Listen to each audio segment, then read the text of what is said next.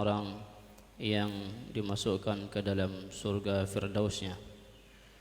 Jamaah yang dimuliakan Allah Subhanahu wa taala, kita masuk pada bab ke-10, bab man adraka walidayhi falam yadkhulil jannah.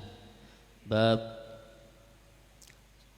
siapa yang menemui orang tuanya dalam keadaan usia lanjut tapi anak tersebut tidak masuk surga. Jadi bab seorang anak yang mendapati kedua orang tuanya usia lanjut tapi dia tidak berbakti kepada mereka sehingga anak tersebut tidak masuk ke dalam surga Allah Subhanahu wa taala. Kenapa disebutkan di sini ketika seorang ibu atau ayah lanjut usia? Karena di usia inilah orang tua kita sangat-sangat membutuhkan kita. Di usia mereka sudah tidak bisa lagi bekerja, tidak bisa lagi berbuat banyak. Maka kita di sini dituntut untuk lebih memperhatikan mereka. Allah Subhanahu wa taala juga berfirman, wa qadha rabbuka alla ta'budu illa iyyahu wa bil walidaini ihsana imma yablughanna 'indakal kibar ahaduhuma aw kilahuma fala taqul lahumā uffin wa la tanharhumā wa qul lahumā qawlan karīmā wakhfid lahumā janāha adh-dhilli minar rahmah wa qur rabbi irhamhumā kamā rabbayānī saghira. Kata Allah, imma yablughanna 'indakal kibar, jika kedua orang tuamu berada di sisimu dalam keadaan usia lanjut, ahaduhuma aw kilahuma, atau salah satu di antara mereka ada di dalam pemeliharaanmu ketika mereka berusia tua, fala taqul lahumā uffin, maka jangan katakan uff, ya. Jangan katakan uff. Kalau bahasa kita ya. Wala tanharhumā, jangan dibentak. Orang tua kita kalau sudah usia lanjut itu sensitifnya luar biasa. Sensitifnya luar biasa. Sehingga harus menjaga perasaan mereka. Wala tanharhumā wa qul lahumā qawlan karīmā, dan katakanlah perkataan yang lembut terhadap kedua orang tuamu. Wakhfid lahumā janāha adh-dhilli, dan rendahkanlah sayap kehinaanmu, artinya dan rendahkanlah dirimu di hadapan mereka, ya. Jangan kita berjalan di atas kepala mereka, mungkin ketika mereka tertidur di lantai misalnya, ya. Harus menundukkan diri kita sebagai bentuk penghormatan kepada orang tua kita. Wakhfid lahumā janāha adh-dhilli minar rahmah wa qur rabbi irhamhumā kamā rabbayānī shaghīrā, dan katakanlah, ya Allah, ya Rabbku, sayangilah mereka berdua sebagaimana mereka menyayangi aku di waktu kecil. Jadi Allah melarang kita ketika usia orang tua kita lanjut, jangan katakan uff, jangan katakan ya. Ini diantara kedurhakaan yang paling kecil, mengatakan kalimat uff atau diharamkan oleh Allah Subhanahu wa taala. Ya. Jadi kita sadari bahwa kita ketika memiliki orang tua yang sudah lanjut itu luar biasa cepat tersinggung, ya, cepat sekali tersinggung, ya. Bahkan ketika saya melihat itu dari ibu saya sendiri, ketika beliau meminta untuk diantarkan ke kamar mandi untuk buang air besar, saat itu saya menggeser selimut yang ada di dekat beliau dengan dengan kaki saya, ya. Maka ibu saya mengatakan, "Nak, apakah kamu sudah bosan mengurus saya?" Padahal itu tidak ada niat saya untuk menampakkan kalau saya itu bosan mengurus beliau. Memang saya tidak niat, ya, tidak ada niat. Tapi itulah orang tua kita. Ketika kita berbuat sesuatu yang menurut kita itu biasa-biasa, tapi bagi mereka itu adalah perilaku yang tidak baik dan tidak normal. Oleh karena itu, di usia yang lanjut, orang tua kita harus lebih kita perhatikan. Adab kita berbicara, ketika berbuat harus diperhatikan perasaan orang tua kita. Karena di usia ini mereka sangat mudah untuk tersinggung. Jadi kita akan mengambil hadis dari Abu Hurairah radhiyallahu taala anhu. Dari Nabi sallallahu alaihi wasallam, beliau bersabda, "Raghima anfuhu, raghima anfuhu, raghima anfuhu." Rasulullah mengatakan, celakalah atau hinalah seseorang, celakalah atau hinalah seseorang. Ini diucapkan oleh Rasul sallallahu alaihi wasallam sebanyak 3 kali, dan ini doa dari Nabi sallallahu alaihi wasallam. Doa dari Nabi sallallahu alaihi wasallam agar seorang itu dihinakan oleh Allah Subhanahu wa taala. Di dalam hadis yang lain, yang berdoa itu adalah Jibril dan yang mengaminkan adalah Rasul sallallahu alaihi wasallam. Jadi Rasulullah ketika beliau naik ke mimbar, beliau tiba-tiba mengatakan amin sebanyak 3 kali. Maka para sahabat mengatakan, "Wahai Rasulullah, kenapa ketika Anda naik mimbar itu Anda mengucapkan amin, dan itu tidak biasa?" Maka Rasulullah sallallahu alaihi wasallam berkata, "Jibril datang kepadaku dengan mengatakan, ya Muhammad, wahai Muhammad, man adraka ahada walidayhi famata fadakhala an-nar fa'ab'adahu Allah." Wahai Muhammad, siapa saja di antara umatmu ini yang menemui salah satu atau kedua orang tuanya dalam keadaan lanjut usia, kemudian dia meninggal dunia dan tidak masuk surga, artinya dia masuk neraka, fa'ab'adahu Allah, maka semoga Allah menjauhkan dia dari rahmatnya.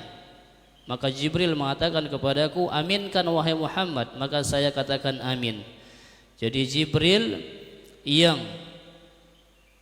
berdoa kepada Allah agar seseorang itu dijauhkan oleh Allah Subhanahu wa taala dari rahmatnya, dan diaminkan oleh Rasulullah sallallahu alaihi wasallam. Jadi para sahabat mengatakan, qalu ya Rasulullah man, wahai Rasulullah, siapakah yang didoakan dengan doa kehinaan atau kecelakaan tersebut? Maka Rasulullah mengatakan, man adraka walidayhi 'indal kibar aw ahadahuma fadakhala an-nar.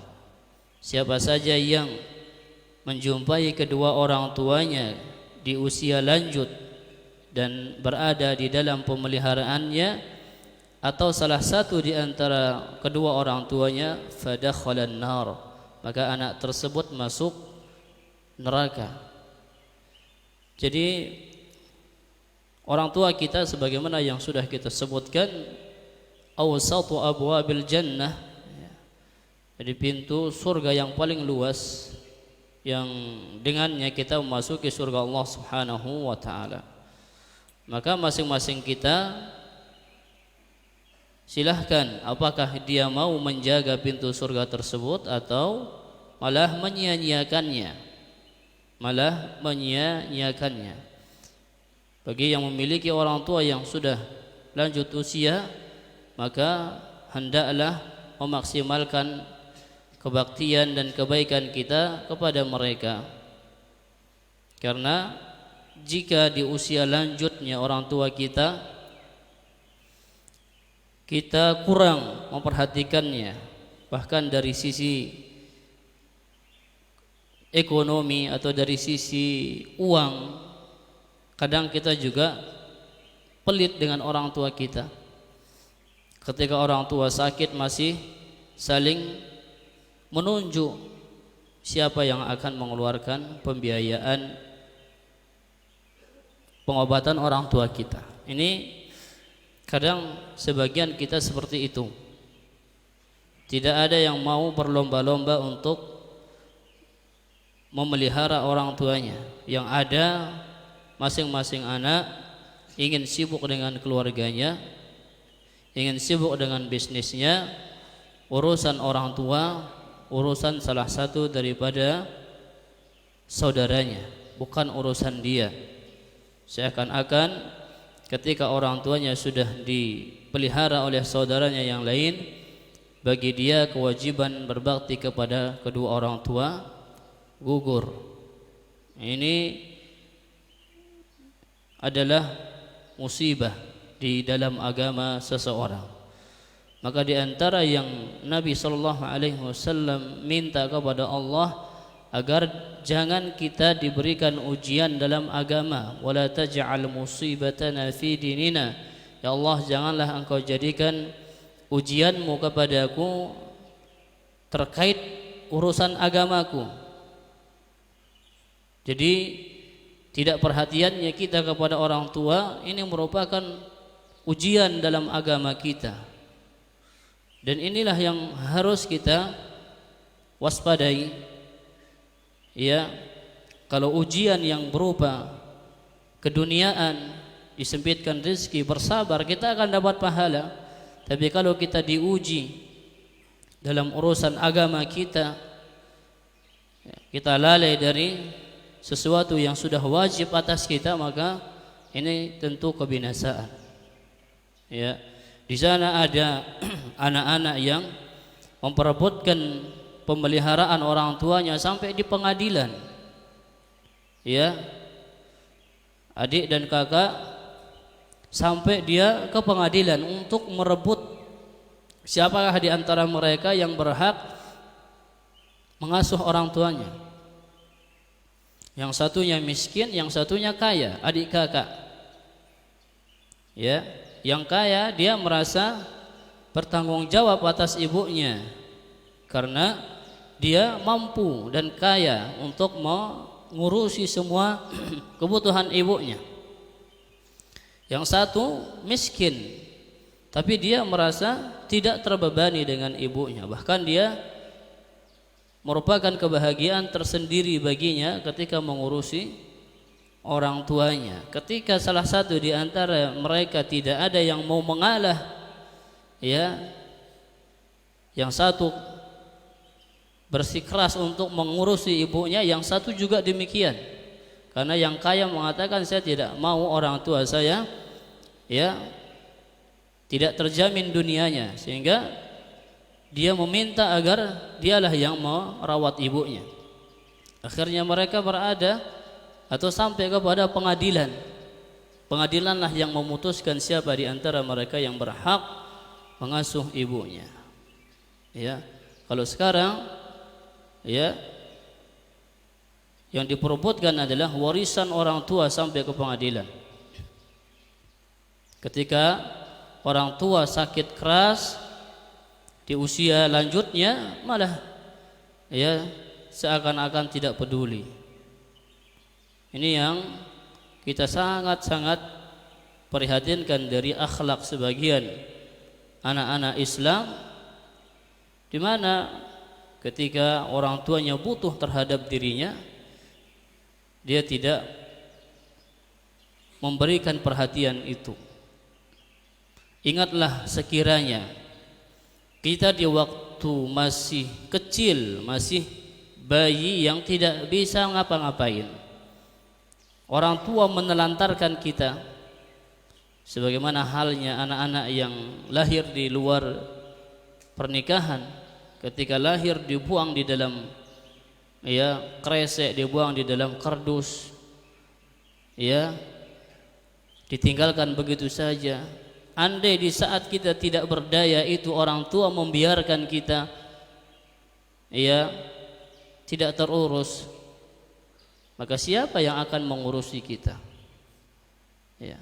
Sekarang giliran orang tua kita tidak memiliki daya, tidak memiliki kekuatan untuk menjalani kemaslahatan dia setiap hari.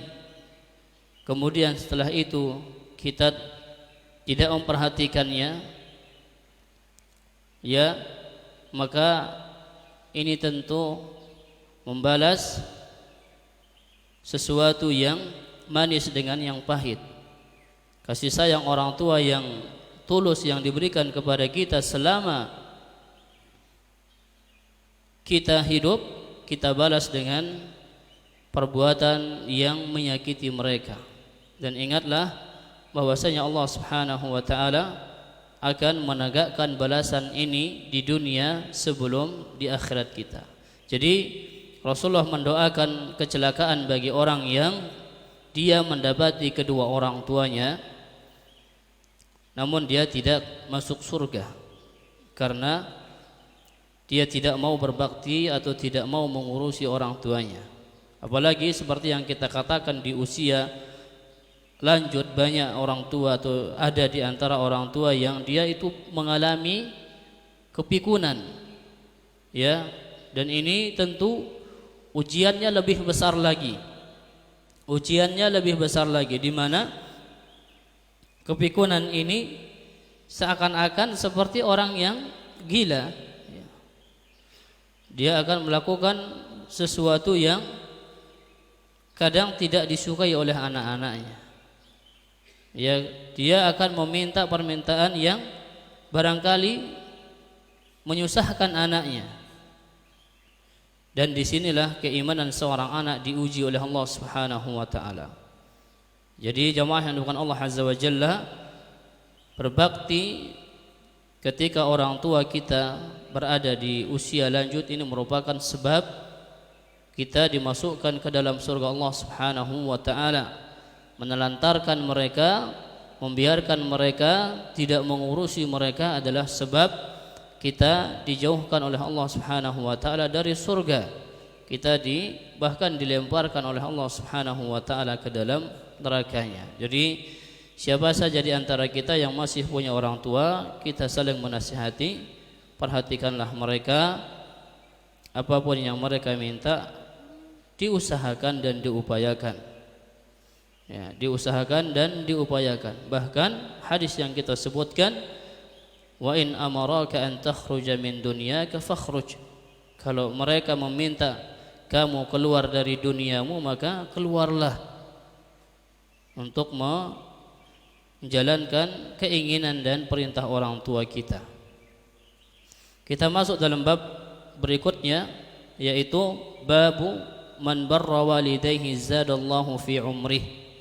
Bab siapa yang berbakti kepada kedua orang tuanya, zadallahu fi umrih, maka Allah akan menambah usianya. Jadi jamaah yang dimuliakan Allah Subhanahu wa taala, wala yazidu fil umri illa al bir.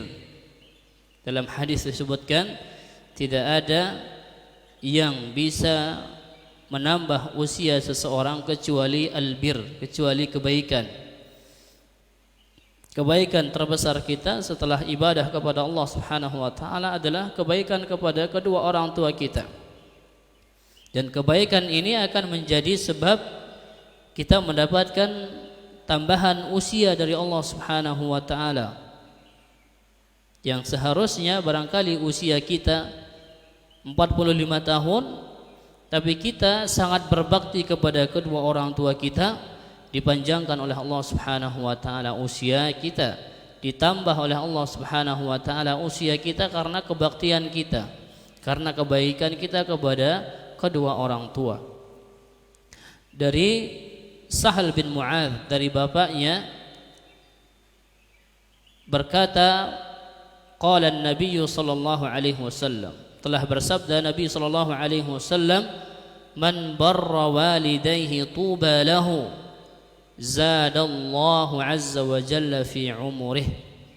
Barang siapa yang berbuat baik kepada kedua orang tuanya, tuba lahu, maka beruntunglah dia atau surgalah baginya. Dan di antara keberuntungannya adalah zadallahu azza wa jalla fi umurih. Allah Subhanahu wa taala akan menambahkan usianya. Barangkali kita mengatakan, bukankah usia kita sudah ditentukan oleh Allah Subhanahu wa taala 50.000 tahun sebelum penciptaan langit dan bumi? Kita katakan iya. Tapi Allah Subhanahu wa taala mengabarkan melalui lisan Rasulullah sallallahu alaihi wasallam ada perkara-perkara yang akan menyebabkan kita mendapatkan usia panjang. Di antaranya adalah berbakti kepada orang tua kita. Man sarrahu an yubsata lahu fi rizqihi wa yunsa lahu fi atharihi falyasil rahimahu. Siapa saja yang ingin diluaskan rezekinya oleh Allah Subhanahu wa taala, kemudian wa yunsa'alahu, ya, diperpanjang baginya usianya, falyasil rahimahu, maka hendaklah dia menyambung silaturahimnya. Jadi yang dimaksud silaturahim orang yang memiliki kekerabatan dengan kita. Jadi orang tua kita itu yang paling dekat, rahim kita yang paling dekat orang tua kita, saudara-saudara kita, paman-paman kita, bibi-bibi kita, ya, anak paman kita, anak bibi kita, bukan orang lain, bukan orang yang tidak memiliki kekerabatan dengan kita, sehingga kita kadang mau kemana, mau ke silaturahim ke si fulan.